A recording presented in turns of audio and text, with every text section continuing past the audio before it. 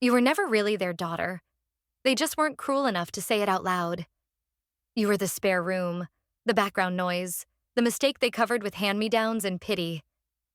You think this family forgot you, Celeste? Number, we never saw you to begin with. Those words should never have come from someone who grew up under the same roof as me. But sometimes, the people who know you best are the first to bury you, just because you don't fit the story they want to tell. If you've ever been treated like the extra piece in your own family, as if your existence was a glitch they chose to ignore, then stay. Because this story isn't just mine. It's for all of us who were erased in the one place we were supposed to belong. It wasn't loud. It didn't screech across the tiles or thump like a final blow. It just glided. A soft push with both hands, like she was offering a meal tray on a flight. I stared at the suitcase. My old one from undergrad, frayed at the seams, the little turtle sticker still flaking on the corner. For a stupid moment, I thought maybe it was a joke. Maybe they were cleaning the attic, or, "You'll want your beanie," Mom said, tossing the woolen hat in a lazy arc. It landed beside the suitcase with a pathetic thud. "To keep you warm. We're not monsters." I stood by the kitchen counter, still holding a half-eaten piece of dry toast, the bitter coffee cooling beside it. The wind slipped through the open window and lifted the corner of the paper towel under the butter dish. It was the only movement in the room aside from the suitcase. Greg sat across from me, elbows on the table like he always warned me not to do as a child. "Almost 40, Celeste," he said, without looking up. "You've had enough time to figure things out." My fingers tightened around the crust. "I've been paying rent." "For the guest room," Linda cut in. "Not for your future."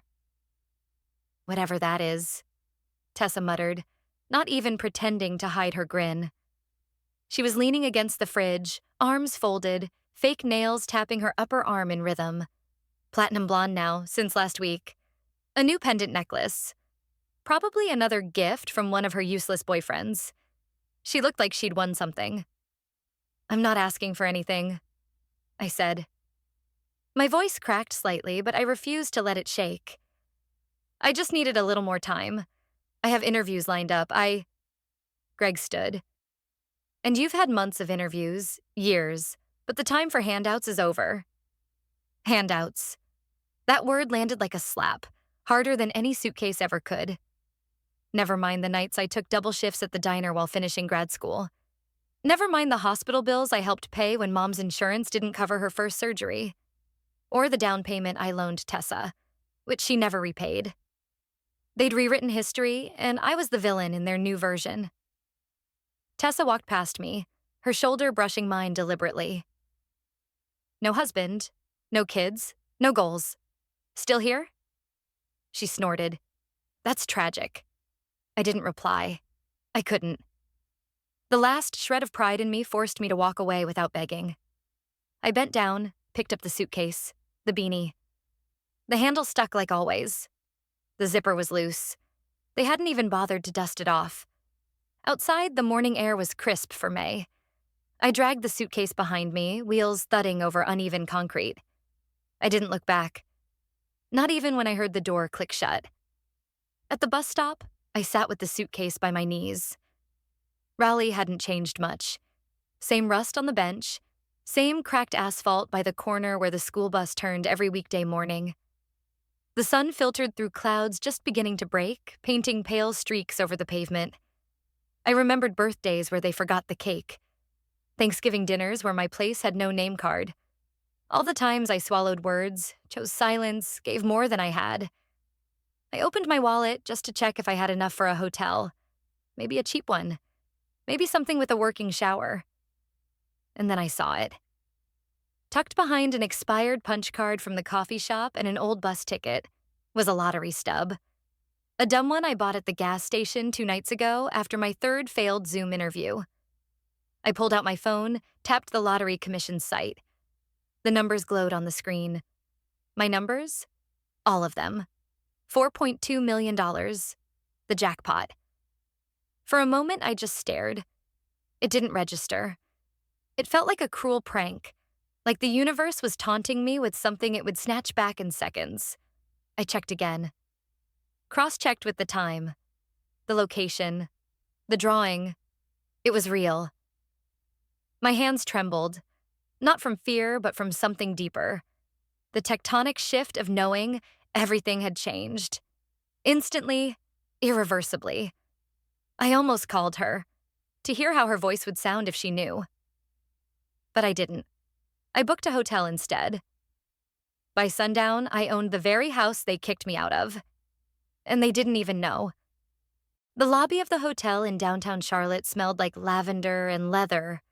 Too clean, too composed, like a place where nothing truly unexpected ever happened. I sat in the corner with my duffel bag, the lottery ticket folded 4 times in my coat pocket, as if it were a fragile secret that might vanish if handled too roughly. I hadn't slept. Didn't need to. My nerves were sharper than caffeine. I was early to the bank. Too early. The receptionist glanced at me like I'd wandered in from the street. She blinked twice at my old coat and scuffed shoes, then forced a smile that didn't reach her eyes. Yes? I need to speak with someone about verifying a lottery ticket, I said quietly, producing it like a relic. Gracie was the first one to meet me. Her name tag glittered beneath her navy blazer. She took the ticket between 2 fingers, like it might be sticky. Right this way, she said, tone clipped, polite in the way people are when they've already made up their minds about you. She didn't offer water. She didn't ask how I was. She made small notes on her tablet, occasionally glancing up at me with thinly disguised impatience. Then the verification came through. First, it was a flicker in her expression, like a glitch. Then the rigid posture snapped straight and she excused herself. Moments later, a man in a charcoal suit approached, smiling like we were old friends. "Ms. Blake," he said, extending a hand. "I'm Ezra Halperin, branch manager.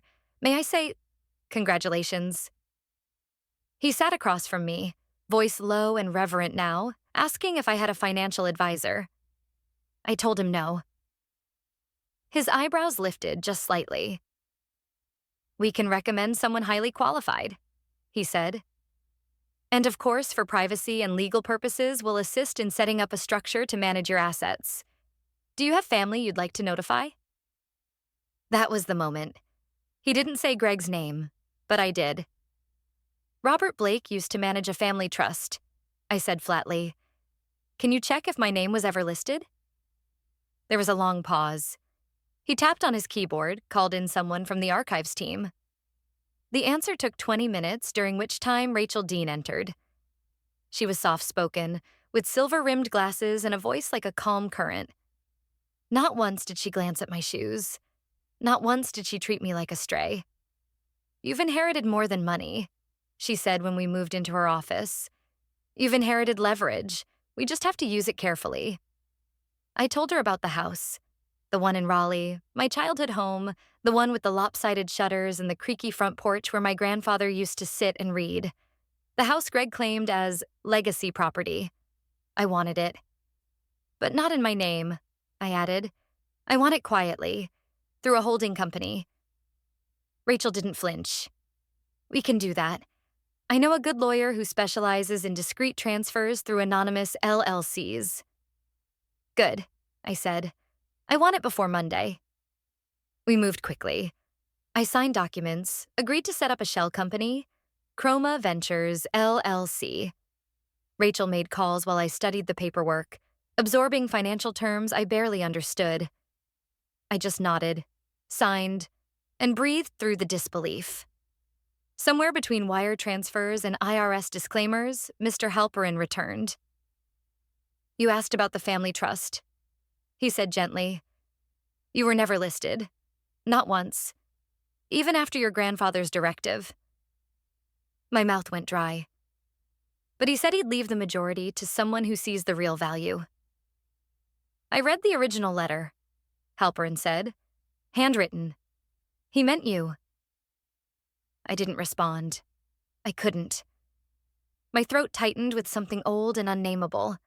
I was invisible on paper. Not even a line item. Rachel placed a hand gently on the table. "We'll trace the funds," she said, "but for now, keep your name out of it. Let them stay blind just a little longer." That evening, the deed to the Raleigh house was transferred to Chroma Ventures. The same house I was thrown out of, with my suitcase and my beanie, was now mine again. Not as a home, not as nostalgia, but as proof. Before leaving the office, I asked Rachel one last thing. "Can we pull records from my savings account? From when I was 17? She tilted her head, looking for something. "Withdrawals," I said. "I think someone was using my identity." She didn't ask why. She just nodded and made a note. I left the building with nothing on my face. Not even a smile. Just the cold clarity of a shifted axis. They thought they'd erased me, but I just bought their eraser. "I wasn't supposed to keep this," Aunt Marlene said, "but I did." The house smelled like baked apples and old pine floors. It always had, even when I was a child sneaking leftover pie from the kitchen counter. The same ceramic rooster clock still ticked above the stove, its red beak chipped. Outside, the sun slipped behind clouds and cast amber light across the living room carpet, softening the edges of everything. I sat on her faded blue couch, the suitcase tucked against my leg like a loyal dog. The beanie was still inside. I hadn't touched it since that morning in May. I couldn't bring myself to wear it. But I couldn't throw it away either. Marlene sat across from me, hands folded around a chipped mug. She looked older, smaller than I remembered. But her eyes, those were unchanged, watchful, kind, wounded. "Why were you silent?" I asked. The question hung in the air longer than I expected. Long enough for the scent of apples and cinnamon to become almost cloying. Long enough for my fingers to start tracing the seam of the cushion beneath me. "I wasn't," she said at last. "I just wasn't loud enough." I leaned forward. "What happened when I was 19? I remember that night. The dinner. I asked about the family business. I wanted to apprentice under Granddad. They laughed." Marlene's hands tightened around her mug. "It wasn't supposed to go that way. He wanted to say yes. He really did." I said nothing, just waited. She stood and walked over to a cabinet, opened a drawer I hadn't noticed, pulled out a yellowed envelope, its seal broken long ago but still intact enough to suggest secrecy. When she returned, her hands were trembling. "He wrote this the week before that dinner," she said.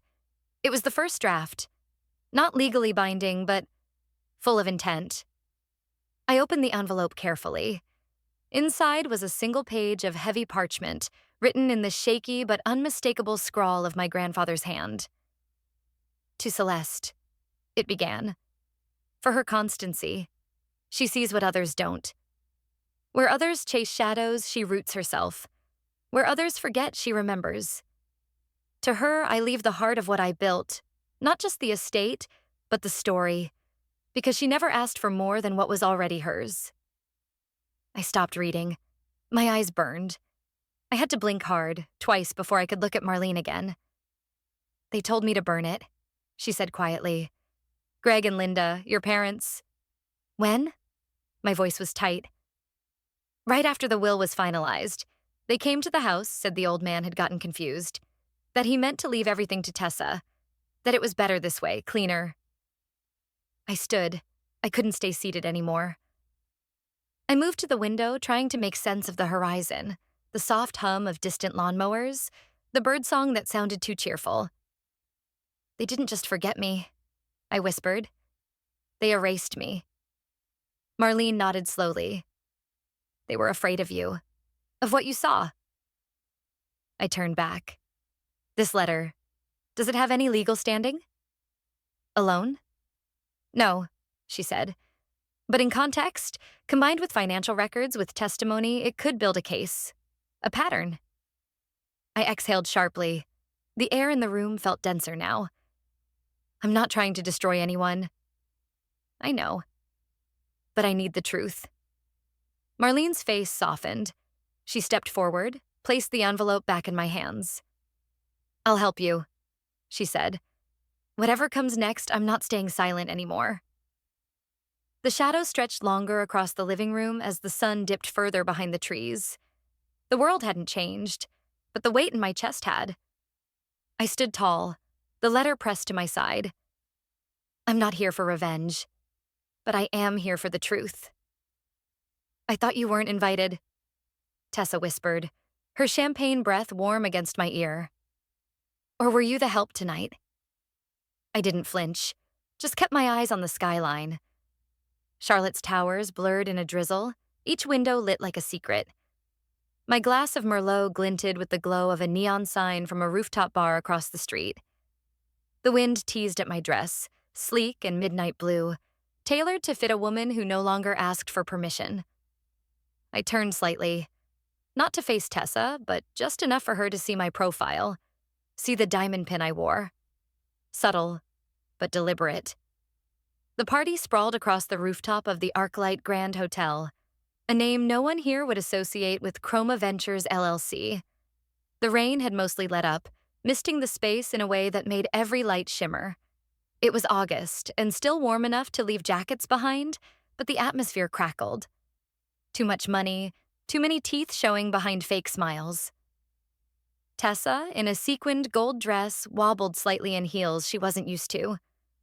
Her laugh rang out again, loud enough for nearby guests to turn. She's just here to steal attention, obviously, she added, not bothering to whisper this time. Linda spotted me first. Her expression flickered. Recognition, confusion, then unease. She leaned toward Greg, whispering sharply, "Who let her in here?" Greg's eyes narrowed. "Isn't this a charity event? Thought it was invite only." I let them simmer. Let them squirm in that shallow pool of ignorance. They didn't recognize the name on the paperwork. They didn't read the fine print. Nina circled the perimeter with her camera, catching candids and wide shots. She paused a beat longer than necessary when she filmed the Blake's discomfort. I didn't ask her to. She just noticed things. Subtle shifts, cracks in porcelain. Someone handed Tessa another glass and she swayed to the DJ's beat. She was laughing again, tossing her hair over her shoulder. Her voice cut through the music. "Still single, huh?" she called out toward me. "No plus one? Or do you charge by the hour now?" The words landed with a soft thud. Some guests blinked, others pretended not to hear. I raised my glass. Not to toast, not to respond. Just to acknowledge. Let her spiral. The night rippled forward. Speeches began. Some foundation rep talked about empowerment and resilience, while the crowd politely clinked their forks against salad plates. Nina drifted to my side. "That clip," she murmured, "of your sister? Already hitting 200,000 views." I arched an eyebrow. "She called you charity trash on camera. Hashtag family feud is trending." A slow exhale escaped my lips. Not joy, not satisfaction, just confirmation. Then the lights shifted. A tall man in a sharp suit stepped onto the makeshift stage, holding a mic with practiced ease. "Ladies and gentlemen, thank you for joining us tonight. We are honored to celebrate not only the cause, but the people behind it." A pause. He smiled toward the crowd where Linda's eyes darted, and Greg checked his watch. "And tonight's sponsor, a woman of quiet power," he continued, voice warm but resonant. "Miss Celeste Blake?" The music stopped. A tray clinked to the ground in the far corner. All eyes turned. Tessa's smirk froze mid-expression. Her mascara-slicked lashes blinked in confusion. Linda's face drained of color. Greg's jaw set so tightly I half expected to hear teeth crack. Nina's camera was still rolling. I didn't move. Just stood in the center of it all, wineglass still in hand, the drizzle turning to a fine silver mist around me.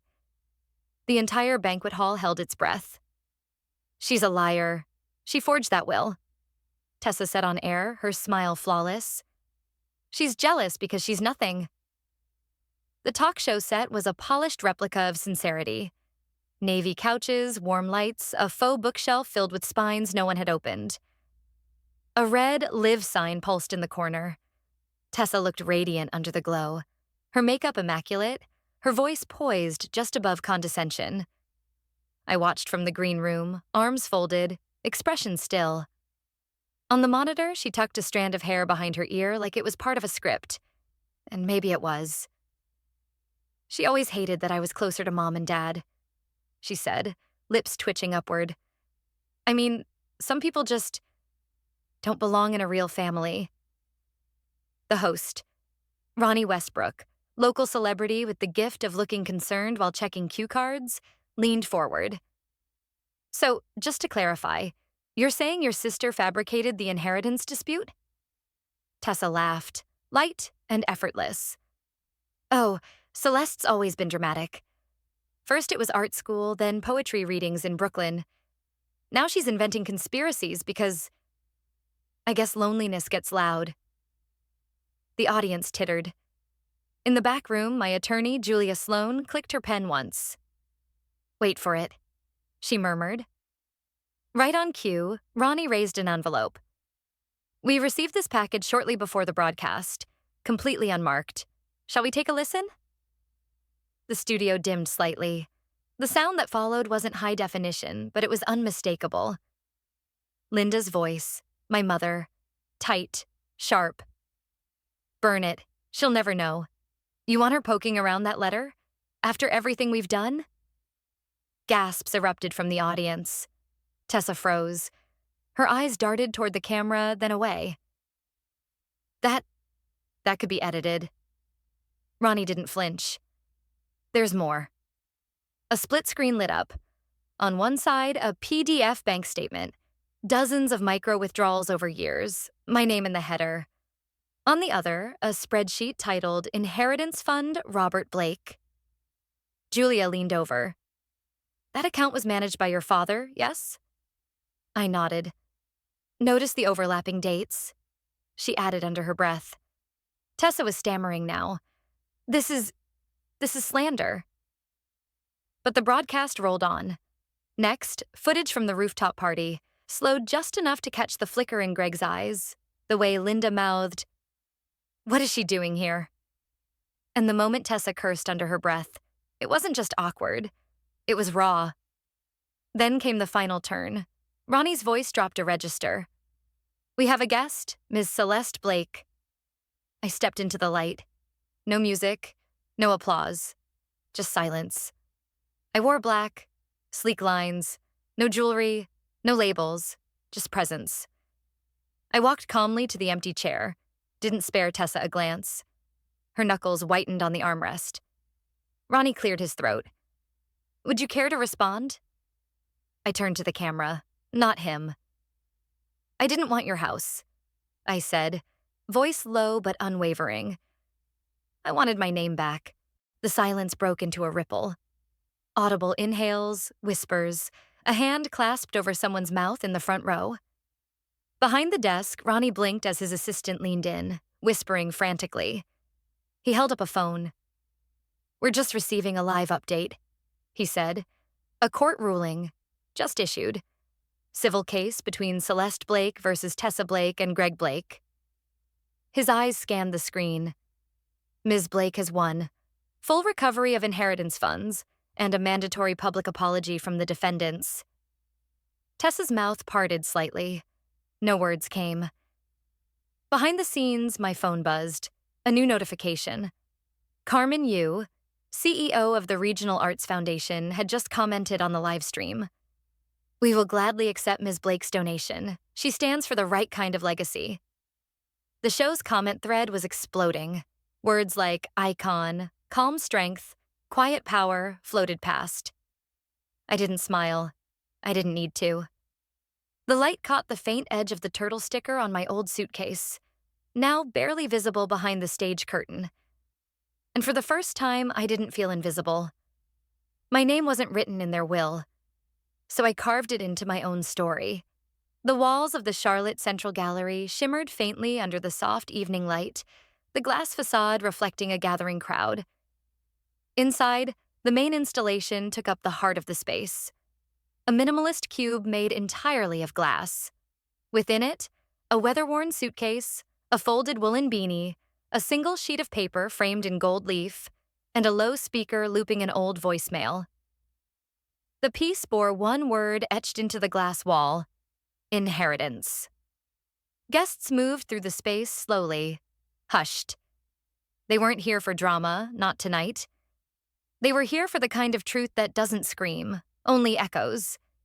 Carmen Yu stood by the entrance, dressed in a sleek navy gown, her presence commanding but warm. She looked toward me, nodded once, and began. "Art that comes from injustice," she said, her voice calm but firm, "often carries the deepest truth. Tonight we don't celebrate pain.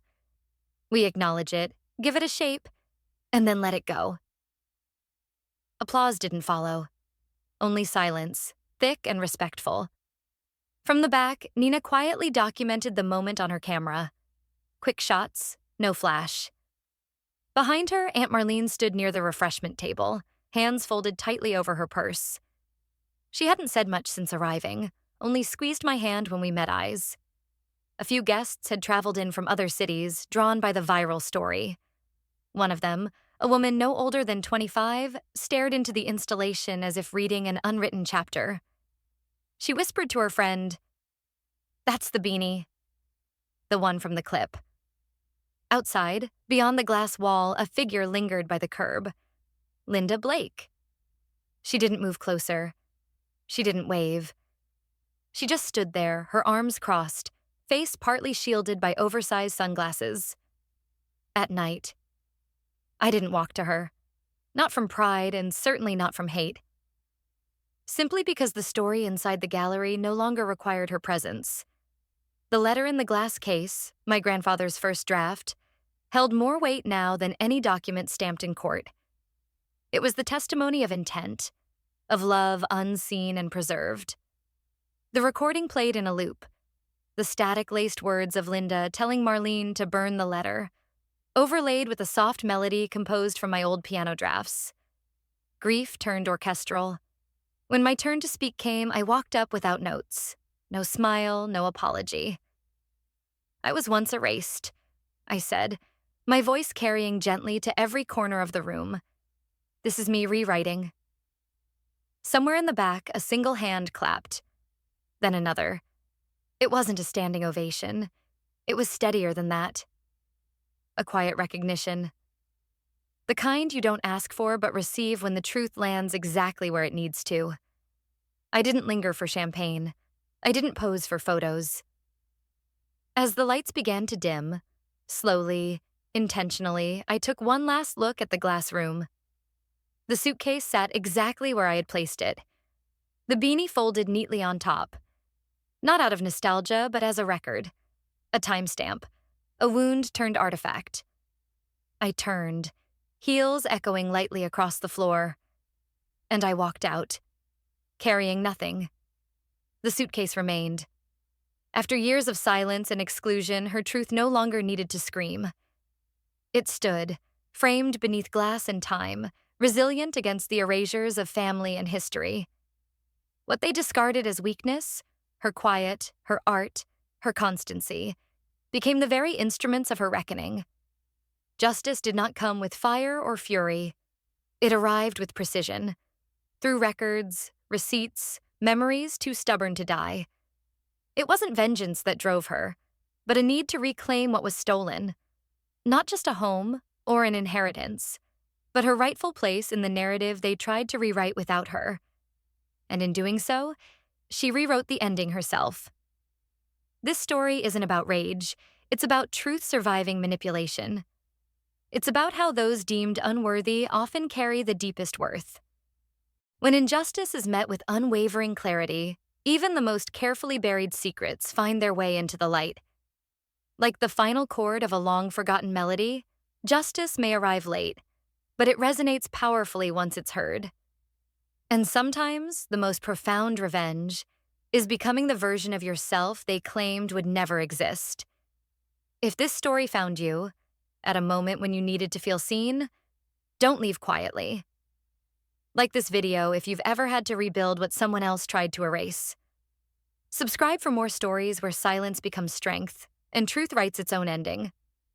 And don't forget to turn on notifications, because the next chapter is already in motion.